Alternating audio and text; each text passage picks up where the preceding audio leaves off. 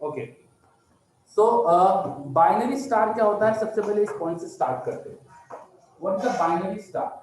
Binary star, तो अगर मेरे पास दो मासेस है m1 एंड m2, जो एक फ्री स्पेस में है, आसपास कुछ भी नहीं है, इन पर किसी दूसरे पार्टिकल का कोई फोर्स नहीं है, तो ये दोनों अपने ही ग्रेविटेशनल अट्रैक्शन की वजह से, आपस के ग्रेविटेशनल अट्रैक्शन फोर्स की वजह से एक दूसरे के कॉमन सेंटर ऑफ मास के अबाउट घूम सकते हैं। इन पर अपना अपना अट्रैक्शन का फोर्स, एक दूसरे की वजह से अट्रैक्शन का फोर्स लग रहा होता है।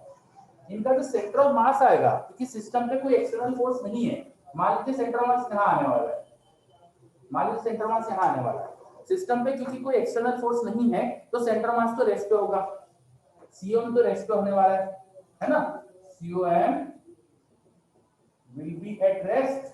क्यों होना चाहिए रेस्ट पे? Because no external force, system में आपस में अट्रैक्शन फोर्स है उनके बीच में, पर कोई एक्सटर्नल फोर्स नहीं है, तो सिस्टम का सेंटर मास तो रेस्ट पे रहेगा, तो सेंटर मास रेस्ट पे रहेगा, और इस जो भी मोशन होगा वो ऐसे होगा कि सेंटर मास रेस्ट पे होगा। तो एक मोशन ये हो सकता है कि m1 और m2 दोनों ही सेंटर मास के बाद घूमने लग जाए। ये m1 जो है वो इसी उसकी जो सेंटर मास से डिस्टेंस है वो उसकी रेडियस बन जाए, इस रेडियस में घूमने लगे, और m2 की जो सेंटर मास से डिस्टेंस है वो उसी रेडियस में घूमने लगे। बताइए, ऐसा हो सकता है ना? अगर ऐसा हो जाएगा तो सिस्टम स्टेबल हो जाएगा, हमेशा अपन को m1 और m2 एक ही पर्टिकुलर डिस्टेंस पे दिखेंगे और दोनों घूम रहे होंगे अपने अपने सर्कल में, इनका कॉमन सेंटर जो हो जाएगा, दोनों सर्कल का कॉमन सेंटर, दोनों का सेंटर मास हो जाएगा। बताओ सर ये घूमेंगे क्यों सर, ये तो एक दूसरे की तरफ अट्रैक्ट हो रहे हैं ना। हाँ, एक दूसरे की तरफ अट्रैक्ट हो रहे हैं, लेकिन अगर किसी तरीके से इनको टेंजेंशियल वेलोसिटीज मिल जाए, तो इट इज पॉसिबल कि सिस्टम स्टेबल हो, सिस्टम का सेंटर मास रेस्ट पर हो और दोनों उसके अबाउट घूम रहे हो सकता है ना? Yes sir. तो ऐसा हमें दिखा है, ऐसा हमें यूनिवर्स में कई स्टार्स दिखे हैं जो एक दूसरे के कॉमन सेंटर मास के अबाउट घूम रहे होते हैं। तो ऐसे जो दो स्टार्स अपने सेंटर मास के अबाउट, कॉमन सेंटर मास के अबाउट घूमते हैं, उस सिस्टम को बोलते हैं बाइनरी स्टार, उस सिस्टम को बोलते हैं बाइनरी स्टार। ठीक है, चलो, तो बाइनरी स्टार बनने के लिए इनको स्पीड चाहिए, जैसे m1 को मान लीजिए ऊपर की तरफ स्पीड दी, तो m2 को नीचे की तरफ देना पड़ेगा आपको, ताकि सेंटर मास हमेशा रेस्ट पे रहे। जब m1 घूमते घूमते सपोज यहाँ पहुंचा, तो m2 को घूमते घूमते यहाँ आना चाहिए, ताकि सेंटर मास रेस्ट पे रहे। समझ में आया? m1 अगर मूव करके यहाँ पहुंचा, तो m2 को मूव करके यहाँ आना चाहिए, जिससे सेंटर मास रेस्ट पे रह जाएगा। तो दोनों को टेंजेंशियल डायरेक्शन में स्पीड चाहिए। अच्छा देखो, दोनों का ओमेगा सेम आ रहा है, जितना एंगल ये घूम रहा है उतने एंगल ये घूम रहा है, तो दोनों के ओमेगा सेम होते हैं, दोनों एक कॉमन ओमेगा से घूम रहे होते हैं, दोनों पार्टिकल सेम ओमेगा से घूम रहे होते हैं। अच्छा, इनको जो सेंट्रीपिटल फोर्स चाहिए वो तो अट्रैक्शन फोर्स से मिल रहा है। मान लीजिए इनकी बीच की जो डिस्टेंस है वो r है, इनके बीच की डिस्टेंस r है, तो इनके बीच का ग्रेविटेशनल फोर्स क्या लिखूंगा मैं? g m1 m2 upon r square, ये लिखूंगा, है ना? अच्छा, सेंटर ऑफ मास से डिस्टेंस क्या होगी m1 की, उसको मान लीजिए मैंने r1 बोला, और सेंटर ऑफ मास से m2 की डिस्टेंस r2 बोला, तो क्या r1 r2 मुझे बता सकते हो आप कितनी होगी? Yes sir. बताओ,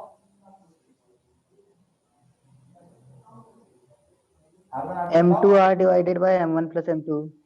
r1 हो जाएगा m1r upon m1 plus m2, r2 हो जाएगा m2r upon m1 plus m2।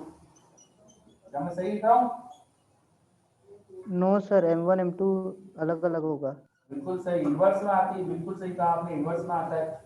मास के इनवर्स में होती है डिस्टेंस, हेवी मास से डिस्टेंस कम होती है, लाइट मास से डिस्टेंस ज्यादा होती है, तो मास के इनवर्स में आती है डिस्टेंस, बिल्कुल सही कहा आपने। तो ये आगे ना तो मुझे पता है इन टर्म्स ऑफ r।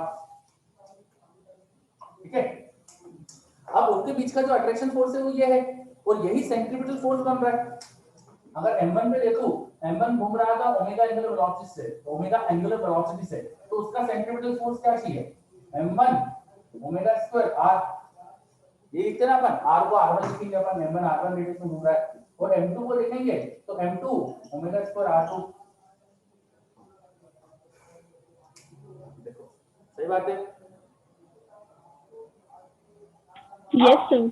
आप ओमेगा निकाल सकते हो, यहाँ से आपको ओमेगा निकालने की इक्वेशन दिख रही है, ओमेगा निकालने के लिए आप आसानी से निकाल सकते हो, ये r1 और m1 से डिवाइड कर दो, m1 m1 क्या, तो g m2 by r square, और एक नीचे r1 आ जाएगा। सही है, आप r1 की वैल्यू रख दो, r1 की वैल्यू ये लिखी है आपके पास, r1 की वैल्यू लिख दो m2r upon m1 plus m2, तो आपको ओमेगा का स्क्वायर मिल गया। देखो ओमेगा स्क्वायर एक m2 से m2 गया, तो g m1 plus m2 upon r cube, ये बन रहा है क्या?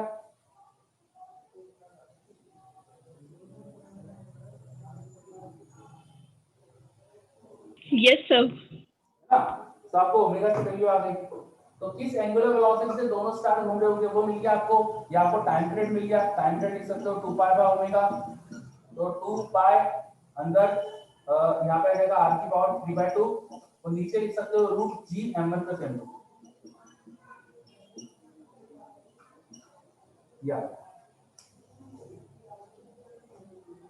तो ये ऐसा नहीं, देख लीजिए एक बार सब कुछ सही करा है कि नहीं, कहीं कोई मिस्टेक तो नहीं है, चेक कर लीजिए अच्छे से।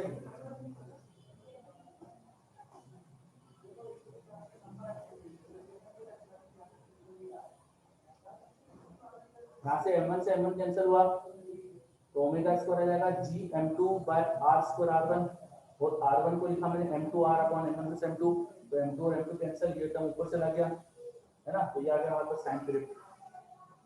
क्या है सही आ रहा है, चेक कर लो अच्छे से।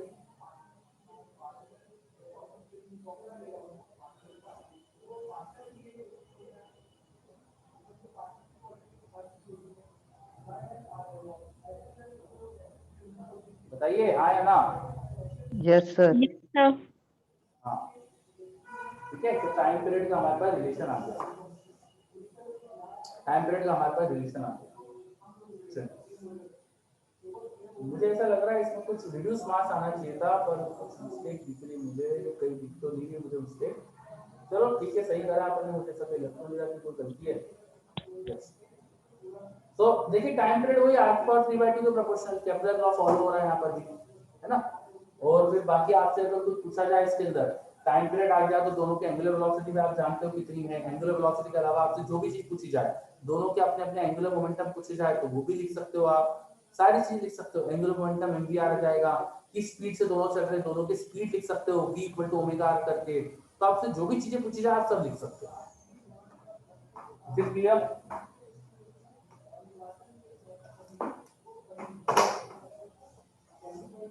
तो बताइए व्हाट इज बाइनरी स्टार, समझ में आया what is binary star?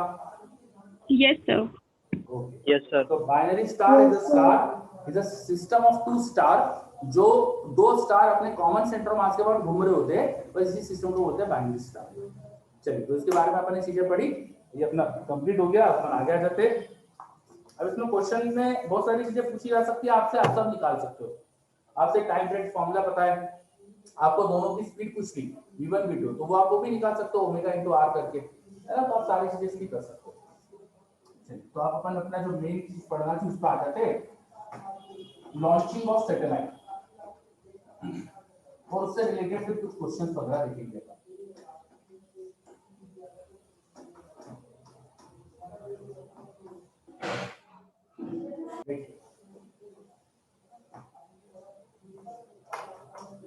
Point ये था हमारा कि कोई मान लीजिए हमारे पास प्लेनेट है, सपोज अर्थ है, उसके सेंटर से r हाइट, सपोज उसकी r रेडियस है, और उसके सेंटर से आप कुछ हाइट पे गए, और यहाँ पे आपने कोई सैटेलाइट को लॉन्च करने की कोशिश करी। सैटेलाइट को लॉन्च करने के लिए आप उसको टेंजेंशियल डायरेक्शन में स्पीड देंगे। अगर टेंजेंट डायरेक्शन में दी गई स्पीड बहुत कम है, अगर टेंजेंट डायरेक्शन में दी गई स्पीड बहुत कम है, ठीक है, तो वो क्या होगा कि बहुत कम, एक है ना, एक बहुत ही बड़े इलिप्स में घूमने लगेगा, एक बहुत ही जिसका वर्टिकल एक्सिस ज्यादा होगा। जैसे मैं बना के बताता हूँ, अगर टेंजेंट की स्पीड बहुत कम है तो पार्टिकल इलिप्टिकल पाथ में चलता है हमेशा, प्लैनेट के मोशन हमेशा इलिप्टिकल पाथ में रहते हैं, तो कुछ इस तरह का इलिप्स बन जाएगा जिसके अबाउट वो घूमेगा। और जो अर्थ होगी डेफिनेटली वो दूसरे फोकस पे होगी। इलिप्स के दो फोकस होते हैं तो अर्थ फार फोकस पे हो जाएगी जब स्पीड कम दी जाए। स्पीड थोड़ी बढ़ाई अगर आपने, स्पीड थोड़ी बढ़ाई तो थोड़ा सा इलिप्स ना बड़ा बनेगा और ये अर्थ थोड़ी सी ऊपर की तरफ मूव करने लगेगी, फोकस थोड़ा सा ऊपर की तरफ आएगा। तो अब इलिप्स कुछ ऐसा बनने लगेगा, थोड़ा सा बड़ा इलिप्स बना दो,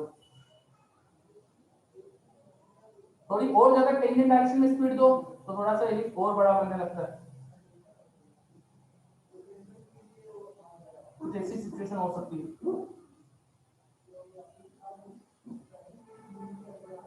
ठीक है, अभी भी देखो अर्थ को कट कर रही है, ऐसा हो सकता है कि अर्थ को दूसरी तरफ जस्ट टच करके जाए, ऐसा भी हो सकता है। एक इलिप्स ऐसा भी बन सकता है तो दूसरी तरफ को जस्ट टच कर रहा हूं।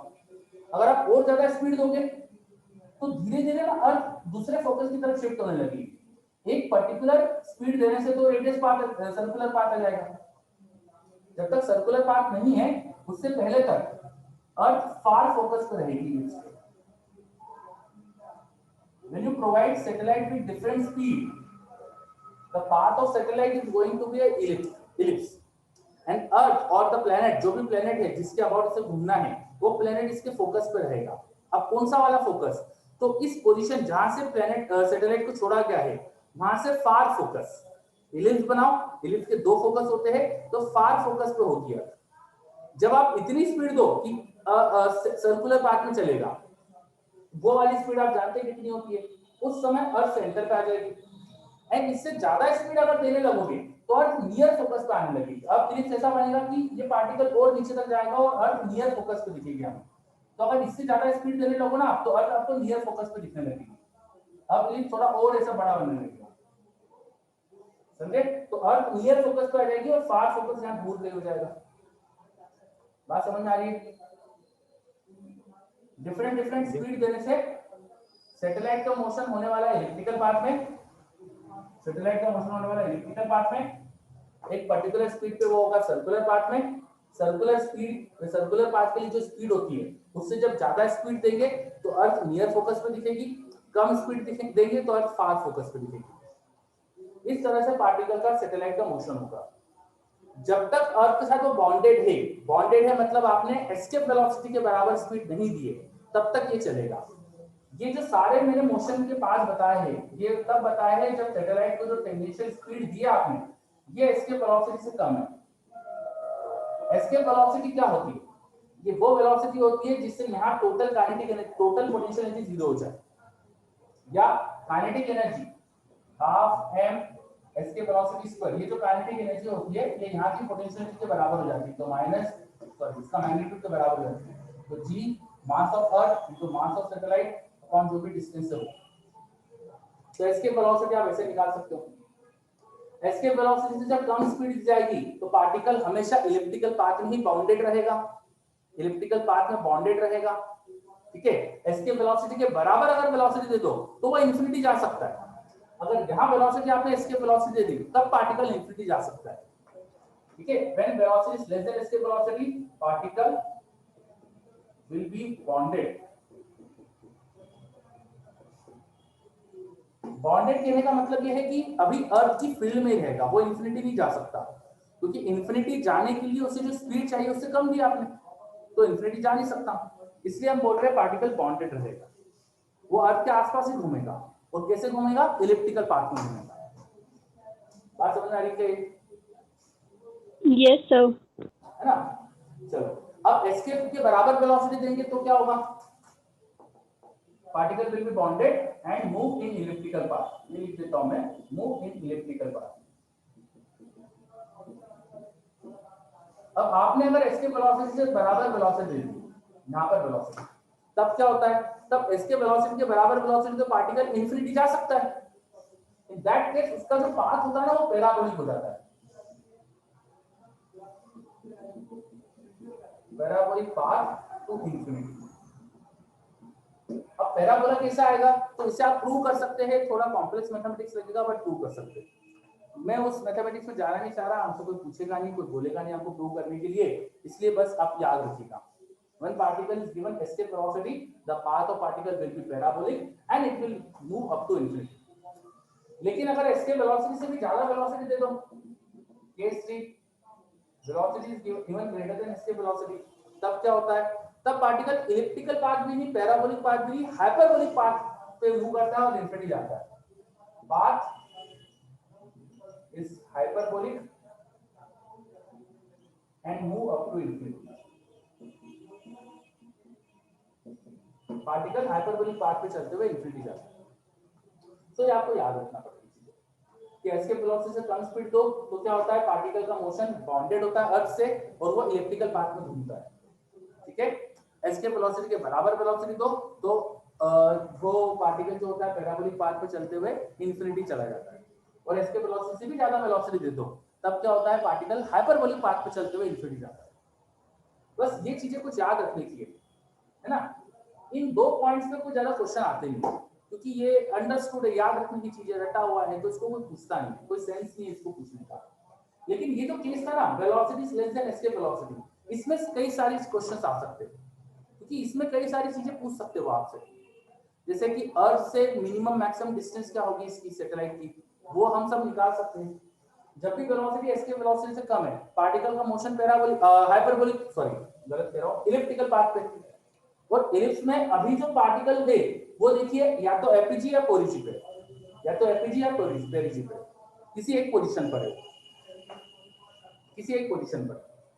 तो आप दूसरी पोजीशन जो होगी उसकी, जब वो अर्थ से सबसे दूर होगा, वो जो पोजीशन होगी, दूसरी जो सिचुएशन होगी, वहां की अर्थ से डिस्टेंस निकाल सकते हो इजी, है ना। मैं अलग डायग्राम से बताता हूँ आपको, ठीक है। सपोज ये अर्थ थी, अर्थ के सेंटर से कुछ हाइट पे गए अपन और यहां से सैटेलाइट को फेंका गया। कैसे फेंका गया? टेंजेंशियली उसको वेलोसिटी लेके फेंका गया। That velocity is less than escape velocity. तब मोशन कैसे होने वाला है? हाइपर इलिप्टिकल पाथ में होने वाला है और वो अर्थ के ऊपर घूमने वाला है। अब अगर इलिप्टिकल पाथ में घूम रहा है और आपसे पूछ लिया ये जो इलिप्टिकल पाथ है सपोज इस तरह का था,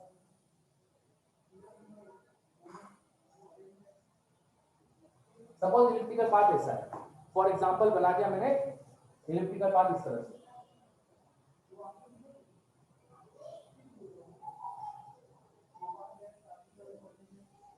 सपोज उसका इलिप्टिकल पाथ ऐसा है। आपसे अभी जो डायग्राम दिख रहा है इसमें साफ साफ दिख रहा है कि उसका जो फोकस से अभी जो डिस्टेंस है, अर्थ फोकस पे रहेगी, तो एक डिस्टेंस आपको पता है, ये क्वेश्चन में दी गई है आपको। आपको अगर दूसरी डिस्टेंस पूछी जाए तो वो कैसे निकालेंगे ये अपन देखते हैं। मान लीजिए दूसरी डिस्टेंस, पहली डिस्टेंस r1 है, दूसरी डिस्टेंस r2, ये कैसे निकालेंगे ये समझ लेते हैं। इस पे कई बार क्वेश्चन आ जाते हैं। और अच्छा ये डिस्टेंस तुमने निकाल ली तो तुम्हें ना सेमी मेजर एक्सिस मिल जाएगा, बताओ मिल जाएगा क्या? यस सर, ऐड कर देंगे दोनों को। हाँ, ऐड करके हाफ कर देना तो सेमी मेजर एक्सिस आ जाएगा। और r1 r2 अलग अलग पता है तो तुम्हें सेमी माइनर एक्सिस भी तो मिल जाएगा। Yes sir. फोकस से दोनों एक्सट्रीम जो डिस्टेंसेस होती है वो पता है अगर तुमको, तो सब निकाल सकते हो फिर तो फोकल लाइन निकल जाएगी एक तरह से, है ना। तो आप सारी चीज निकाल सकते हो, इनफैक्ट इक्वेशन भी लिख सकते हो आप तो इस इलिप्स की। Yes sir. ठीक है, तो अगर हमें सैटेलाइट अर्थ के सेंटर से कुछ हाइट पे उसकी स्पीड दे दी है, ये डिस्टेंस के साथ स्पीड दे दी हमें, तो मैं दूसरी डिस्टेंस भी निकाल सकता हूँ अर्थ के सेंटर से क्या आएगी, और उसके बाद मैं पूरी इक्वेशन लिख सकता हूँ सैटेलाइट की, पूरी पाथ की इक्वेशन बता सकता हूँ। चलो, तो वो करने के लिए मुझे R2 ढूंढना पड़ेगा पहले। तो अब R2 कैसे ढूंढेंगे? ये करने के लिए मान लो सबसे पहले कि सैटेलाइट जब यहाँ पहुंच रही है तो उसकी कुछ स्पीड है v2। मान लो यहाँ पे सैटेलाइट की स्पीड है v2। एक इक्वेशन पर बना सकते हैं एंगुलर मोमेंटम कंजर्वेशन से, बाय एंगुलर मोमेंटम कंजर्वेशन। क्या लिख सकता हूं मैं? अर्थ के सेंटर के अबाउट जो सैटेलाइट का एंगुलर मोमेंटम है वो कंजर्व होगा, बिकॉज अर्थ का जो फोर्स है सैटेलाइट पे उसका कोई टॉर्क क्रिएट नहीं होगा अबाउट सेंटर ऑफ अर्थ। क्या लिख सकता हूं मैं? सैटेलाइट का मास अगर है तो क्या लिख सकता हूं? mv_r1 equal to mv/r2। Yes sir. है ना, बाय एंगुलर मोमेंटम कंजर्वेशन। फिर दूसरी इक्वेशन में लगा सकता हूं एनर्जी कंजर्वेशन की।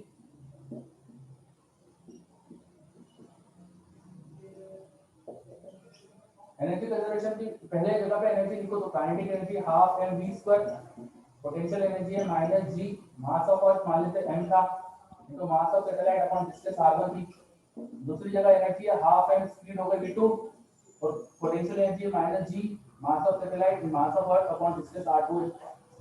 दो इक्वेशन बन रही देखिए मेरे पास, है ना। मैं चाहता हूं कि r2 निकालना, r2 निकालने के लिए मैं अब ये v2 सेकंड इक्वेशन में नहीं चाहता, v2 हटाना चाहता हूं सेकंड इक्वेशन से, तो v2 को क्या लिख सकता हूं मैं, v r1 by r2 लिख सकता हूं। Yes sir. वो लिख देते हैं चलो सेकंड इक्वेशन में। तो बाय सेकंड इक्वेशन में यहां का स्पेस यूज कर रहा हूं, बाय सेकंड इक्वेशन क्या लिखूंगा मैं, half m v square minus g m m by r1 equal to half m v2 square, और v2 को क्या लिख सकता हूं, v r1 by r2 minus g m m by r2। देखिए ये बनेगी इक्वेशन,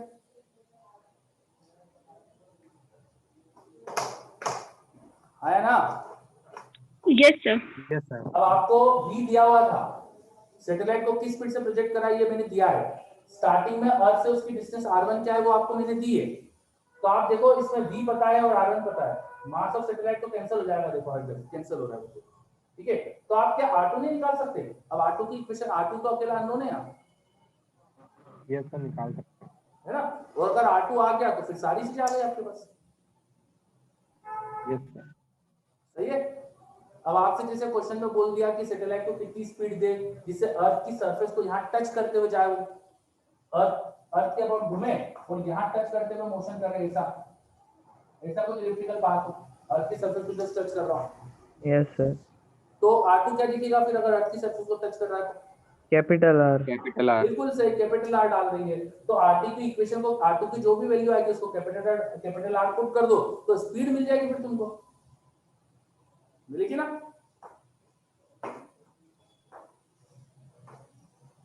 बोलिए। Yes sir. सर R1 और R2 दोनों अर्थ के सरफेस को टच करेंगे? नहीं एक जगह टच करेगा, r1 भी टच करेगा तो फिर तो वो सर्कुलर पाथ हो जाएगा ना अर्थ के वो, यस सर, यस है सर। ना। हाँ चलो। तो जो भी क्वेश्चंस आएंगे फिर ये दो इक्वेशन से सब कुछ कर सकते हैं अपन, मेन एंगुलर मोमेंटम कंजर्वेशन और एनर्जी कंजर्वेशन ये लगाना है, हर तरह का क्वेश्चन हो जाएगा। जो भी क्वेश्चन आपसे पूछा जाए, जो भी मोशन के बारे में पूछा जाए, सब बता सकते हैं अपन। चलिए, तो हमने पहले तो ये समझा कि अलग अलग स्पीड देने से क्या होता है, और सैटेलाइट का जो भी मोशन होने वाला है उसकी क्वेश्चंस कैसे सॉल्व करना है। तो angular momentum conservation, energy conservation, इससे सब हो जाता है। बाकी क्वेश्चन में जो कंडीशन दी जाए उससे देख लेंगे अपन। तो क्वेश्चन देख लेते हैं इसके ऊपर पर, ठीक है। चलिए तो मैं हटा दूं क्या सब ये, 1 मिनट सर। नोट कर लीजिए, नोट कर लीजिए इसे।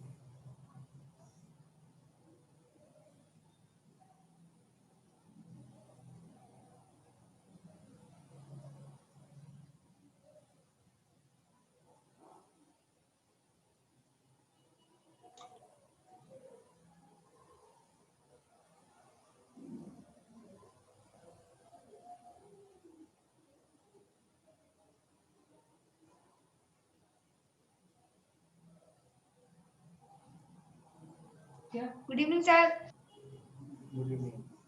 चलिए प्लीज माइक ऑफ रखा करके। Yes sir, noted. ओके चलो, सो क्वेश्चन जो आपके मॉड्यूल के थे उन्हीं को लेकर मैं स्टार्ट करता हूँ, है ना।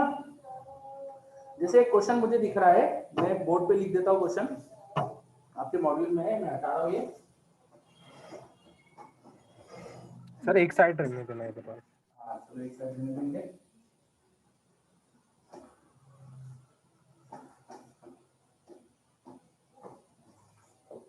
देखो आपके मॉड्यूल पे क्वेश्चन मुझे दिख रहा है कि H इक्वल टू R, मतलब अर्थ दिखाई दो उन्हें, उसके सेंटर से अर्थ की रेडियस जो है वो R दिखाई है, और सैटेलाइट को भी R हाइट पे रखा है, अर्थ की सरफेस से R हाइट पे सैटेलाइट रखी हुई है।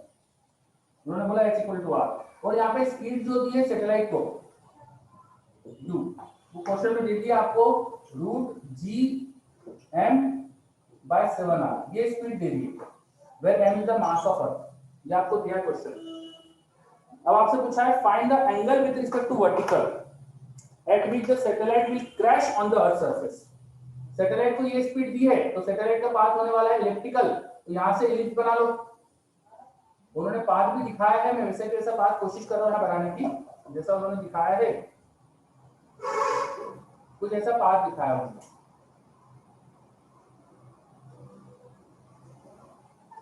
ठीक है, और सैटेलाइट यहाँ पे जाके टकरा रही है अर्थ की सरफेस पे। आपसे पूछ लिया कि सैटेलाइट जब अर्थ की सरफेस पे टकरा रही है तो वर्टिकल से किस एंगल पे टकरा रही है? वर्टिकल लाइन मतलब इस सरफेस पे, अर्थ की सरफेस पे जो वर्टिकल बनेगा, अर्थ की सरफेस का वर्टिकल मतलब रेडियल डायरेक्शन होती है। अर्थ की रेडियल डायरेक्शन हम बोलते हैं ना वर्टिकल। Yes sir. हमारे लिए वर्टिकल जो होगा, हम किसी अर्थ की सरफेस, हम सब अर्थ की सरफेस पे है, हमारे लिए वर्टिकल डायरेक्शन मतलब रेडियल डायरेक्शन ऑफ अर्थ हो जाएगी, ठीक है, वर्टिकल डायरेक्शन। आपसे क्वेश्चन में पूछा है कि इस वर्टिकल डायरेक्शन से सैटेलाइट का टकराते समय एंगल क्या था? यहाँ सैटेलाइट जब टकरा रही है तो उसकी जो भी वेलोसिटी होगी यहाँ पर, उसका एंगल क्या है? ये एंगल पूछा आपसे क्वेश्चन। बताओ, क्वेश्चन समझ में आया?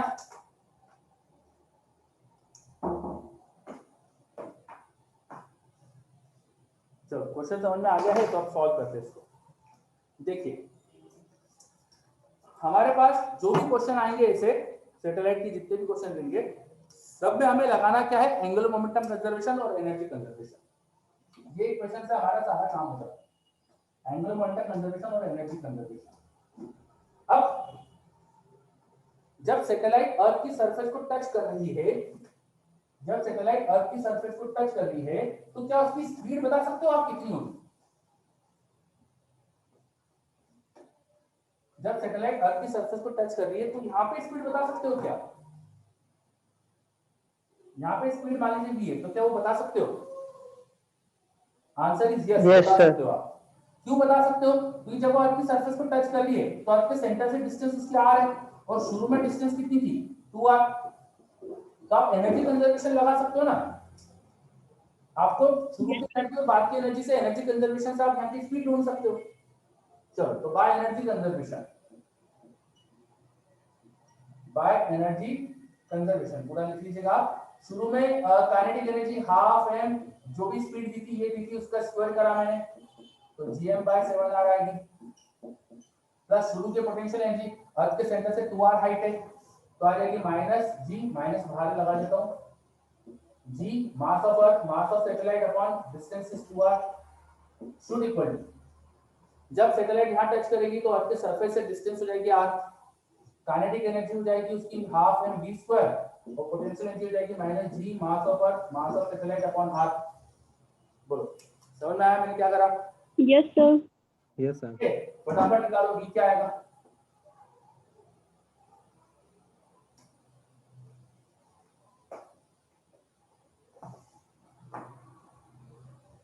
हमें स्पीड दी गई थी क्वेश्चन में, u क्या था?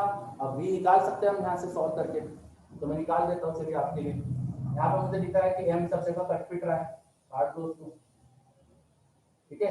फिर यहाँ पे मुझे v चाहिए, 2 का फैक्टर भी गायब हो जाएगा, सब में 2 मल्टीप्लाई कर देना, यहाँ बचेगा gm/7r माइनस gm/2r, इसमें सिर्फ हाफ और यहाँ का हाफ भी गायब कर दिया मैंने। इधर को टर्म को यहाँ लेके आते हैं, उसमें 2 लगा देंगे, 2 gm/r इक्वल टू बचेगा v स्क्वायर। तो v की वैल्यू मिल गई, देखो सॉल्व करते मुझे, gm/7r माइनस gm/r, इसमें 7 से मल्टीप्लाई डिवाइड कर दिया तो minus 6 gm/r 7r plus 2 gm/r, 7 से मल्टीप्लाई डिवाइड कर दिया तो 14 gm/7r, 14 माइनस 6 कितना बचेगा? 8। Yes sir, 8 gm/7r। उसका रूट ले लिया तो ये भी आ गया, ठीक है। तो मुझे यहाँ सैटेलाइट की स्पीड पता चल गई। अब एंगुलर मोमेंटम भी कंजर्व होना चाहिए, एंगुलर मोमेंटम भी तो कंजर्व होना चाहिए। शुरू में सैटेलाइट की स्पीड रेडियल डायरेक्शन से परपेंडिकुलर थी, तो शुरू में एंगुलर मोमेंटम क्या था? मास of satellite, speed into distance. बाद में एंगुलर मोमेंटम यहाँ पर इस पोजीशन पे क्या लिखेंगे आप बताओ? मास ऑफ सैटेलाइट, अर्थ के सेंटर से डिस्टेंस और स्पीड का रेडियल के परपेंडिकुलर कंपोनेंट लेंगे ना।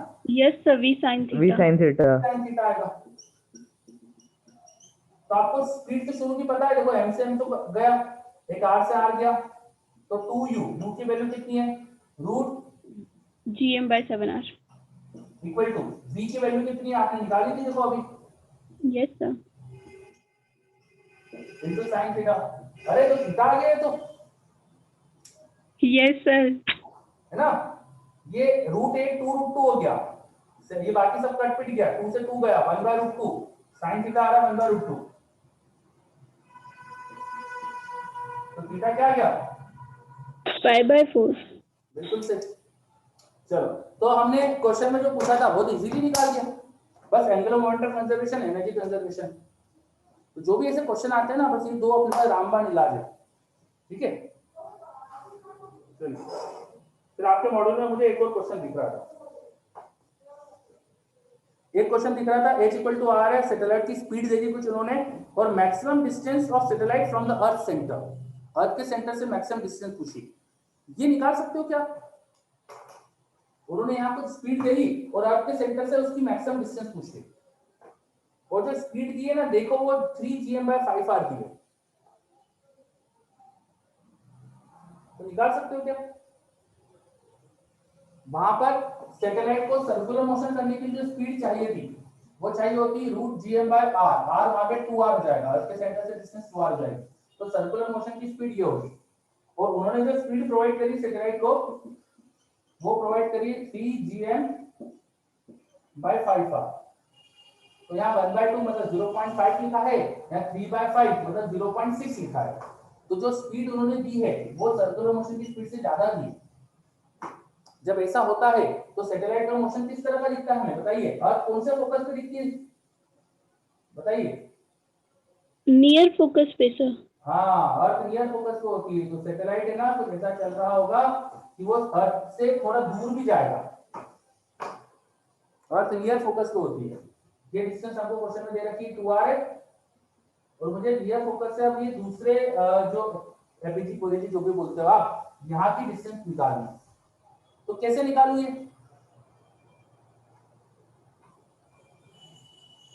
क्वेश्चन दिया हुआ है, कैसे निकालू, लीनियर मोमेंटम कंजर्वेशन।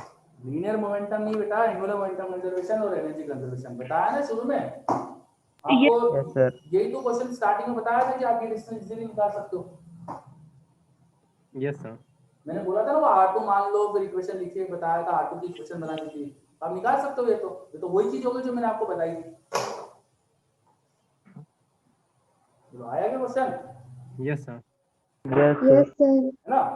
चलो, तो ये क्वेश्चन भी हो गया, मतलब इनफैक्ट आप है ना सारे क्वेश्चन कर सकते हो, जैसे इससे पहला वाला जो क्वेश्चन है, find minimum launch speed v so that it just touches the surface of earth, एक सैटेलाइट है उसको अर्थ के सेंटर, अर्थ की सरफेस से h हाइट पर रखा है, और आपसे पूछा है कितनी मिनिमम लॉन्च स्पीड होना चाहिए जिससे सैटेलाइट अर्थ की सरफेस को जस्ट टच कर जाए, इससे ऊपर जो क्वेश्चन है अगर आप वो देखे, मैं बता दो बोर्ड पे यहाँ पे क्वेश्चन क्या है,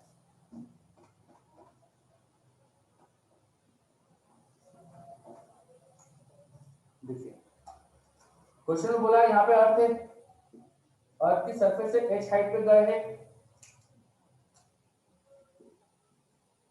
और पूछा है यहाँ पे सैटेलाइट को टेंजेंशियली लॉन्च करना है, कितनी स्पीड दी जाए जिससे कि सैटेलाइट ऐसा मोशन करे कि अर्थ की सरफेस को जस्ट टच करे, यहाँ पे जस्ट टच करके जा रही है सैटेलाइट, जस्ट टच कर रही है अर्थ की सरफेस को, ऐसा कुछ होगा, तो जैसा इमेज बना लो जो अर्थ की सरफेस को टच कर रहा है, और मैं उतना अच्छे से बना नहीं पा रहा हूँ,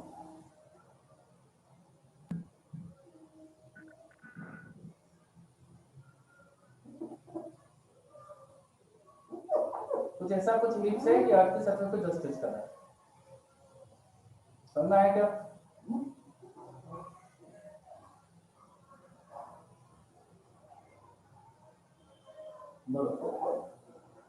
क्वेश्चन समझ में आया, क्वेश्चन पूछ क्या रहा आपसे बोलो, यस सर। है ना, आपसे पूछा है सैटेलाइट को कितनी स्पीड से लॉन्च करें क्यों अर्थ की सरफेस को जस्ट टच करे, अरे अर्थ तो फोकस पे होती है, अर्थ तो फोकस पे होती है, और अर्थ की सरफेस को जस्ट टच कर रही है, टच करने का मतलब ये होगा कि यहाँ पर जो स्पीड होगी, जो स्पीड होगी या वेलोसिटी होगी वो टेंजेंशियल होना चाहिए, यस सर। है ना, टच करने का मतलब है वेलोसिटी टेंजेंशियल होना चाहिए, और अर्थ तो फोकस पे होती है, तो इसका मतलब क्या हुआ कि जो अर्थ के सेंटर से जो दूसरी डिस्टेंस आ रही है वो आप कैपिटल आर करना है आपको। अर्थ के सेंटर से पहली डिस्टेंस जो है वो x प्लस आर। समझ रहा है क्वेश्चन? Yes sir. तो बस अर्थ के सेंटर से दूसरी जो डिस्टेंस है उसको कैपिटल आर करने की इक्वेशन बना लो। मैंने आपसे इक्वेशन बताई थी शुरू में, उस दूसरी डिस्टेंस कैपिटल आर हो जाना चाहिए। हो जाएगा क्वेश्चन ये आएगा।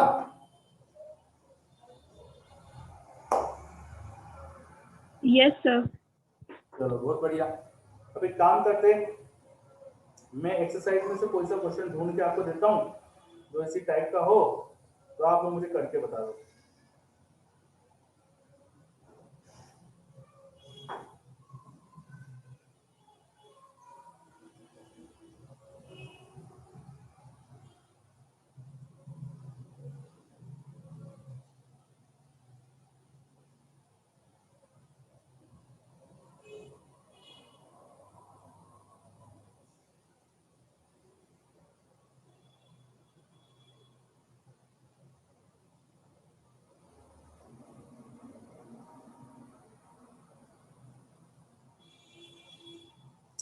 कोई क्वेश्चन ही नहीं दिख रहा मुझको एक्सरसाइज में सब।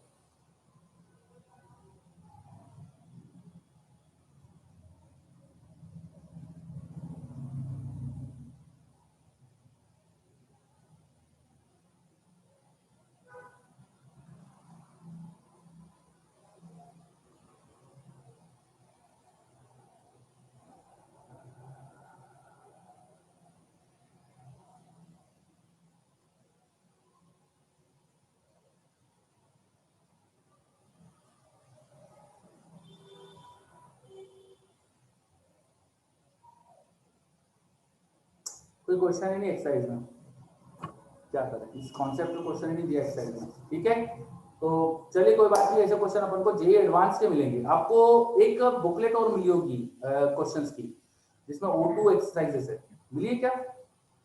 Yes sir. Yes sir. Yes sir, JEE advance की। हाँ, जेईई एडवांस की क्वेश्चन बैंक मिली होगी, उसमें मिल जाएंगे आपको क्वेश्चंस ऐसे। ठीक है, जेईई एडवांस में आते हैं नॉर्मली ऐसे क्वेश्चंस, तो वहां आपको ऐसे क्वेश्चंस मिलेंगे, वो आप कर लीजिएगा। और डीसी पांडे वगैरह किताब में मिल जाएंगे आपको, एससीबी में मिल जाएंगे, तो आप एससीबी वगैरह सॉल्व कर लीजिए ग्रेविटेशन के। ठीक है, एससीबी वगैरह सॉल्व कर लीजिए, आपके सारे इस तरह के क्वेश्चन कंप्लीट हो जाएंगे। तो ग्रेविटेशन में जितनी अपनी थ्योरी इंपॉर्टेंट थी अपन ने सब कंप्लीट कर ली है, ग्रेविटेशन अपना कंप्लीट हो गया है। और ये लास्ट क्लास का जो क्वेश्चन है ये बहुत इजी क्वेश्चन लगता है मुझे तो, पर बच्चों को बहुत टफ लगता है। इजी इसलिए लगता है मुझे क्योंकि उसमें कुछ भी नहीं करना है, दो चीज लगानी है, angular momentum conservation, energy conservation. जो क्वेश्चन दिया है पढ़ के समझो, और ये दो इक्वेशन से सारा काम हो जाता है, तो इसलिए मुझे बहुत इजी लगता है। बच्चों को टफ इसलिए लगता है क्योंकि बच्चे थोड़ा सा ढंग से याद नहीं रखते चीजों को या समझ नहीं पाते, इसलिए शायद टफ लगता है। तो आप अगर जैसे मैं बता रहा हूँ उस तरह से सोच के करोगे ना, अगर कि angular momentum conservation, energy conservation तो लगाना है, बस ऐसे कैजुअल याद रखो चीजें, तो आपको बहुत आसान लगने लगेगा। चलिए, तो ग्रेविटेशन इसी के साथ अपना कंप्लीट हो गया है। अब इसके बाद अपन अपना जो उधर चल रहा था करंट इलेक्ट्रिसिटी उसे कंटिन्यू करेंगे। कल आपका लेकिन टेस्ट है, तो बेस्ट ऑफ लक सबको टेस्ट के लिए। और मैं सबको Thank you, सजेशन sir. दूंगा कि आप है ना Thank you, मॉड्यूल sir. कोशिश, हाँ मॉड्यूल कंप्लीट कर लो, कोशिश कर लो ग्रेविटेशन के क्वेश्चन एग्जांपल जितने वो कम से कम करके चले जाओ मॉड्यूल के। एससीबी के एग्जांपल जरूर करके चले जाओ, है ना। जो भी आपको बुक्स हो आपके पास, उसके जो सॉल्व एग्जांपल हो वो क्वेश्चन करके चले जाओ आप, तो आपको टेस्ट में आ जाएंगे ग्रेविटेशन क्वेश्चन, बहुत इजी होते हैं। बाकी तो आपका सारे टॉपिक जो हो चुके हैं वो तो आपने करी ली है प्रैक्टिस, है ना। Yes sir. चलिए, तो एक काम करते हैं, क्योंकि अब टाइम भी थोड़ा वैसे है अपने पास, लेकिन ठीक है अपन आज यहीं रुकते हैं। नेक्स्ट क्लास से अपन अपना जो करंट इलेक्ट्रिसिटी टॉपिक चल रहा है उसे कंटिन्यू करेंगे। पर आप लोगों का होमवर्क है कि आपको एक्सरसाइज पूरी सॉल्व करके लानी है, रेस पूरी सॉल्व करके लानी है, समझ गए? Yes sir. Yes sir. Next class में रेस और एक्सरसाइज पूरी सॉल्व करके लाओगे, और ग्रेविटेशन की एससीबी भी पूरी सॉल्व कर लो, और आप जब बोलोगे फिर अपन एक्स्ट्रा क्लास करके उसको डिस्कस कर लेंगे। ठीक है, आप लोग जब कंप्लीट कर लो तो मेरा सजेशन ये रहेगा नेक्स्ट वीक में बुधवार से पहले पहले कंप्लीट कर लो आप एससीबी। तो वेडनेसडे इवनिंग को या थर्सडे इवनिंग को या फ्राइडे इवनिंग को अपन डिस्कस कर लेंगे। ठीक है, yes yes sir. Yes sir. हाँ टाइम डिसाइड ही कर लेते ना आपका, फ्राइडे इवनिंग मुझे ऐसा लगा है खाली रहता है, यस फ्राइडे सर। इवनिंग कर लेते यस हैं। सर। ठीक है, फ्राइडे sir. इवनिंग हम ऐसे भी डिस्कस करने वाले हैं ग्रेविटेशन की, तो आप पूरी कर लेना तब तक। Clear? Yes, sir. Yes sir. चलो ओके बच्चों, फिर अपन यही एंड करते हैं आज की क्लास। आपको Sir. कुछ पूछना है? हाँ बोलिए। सर रेस 2 का फर्स्ट क्वेश्चन बता सकते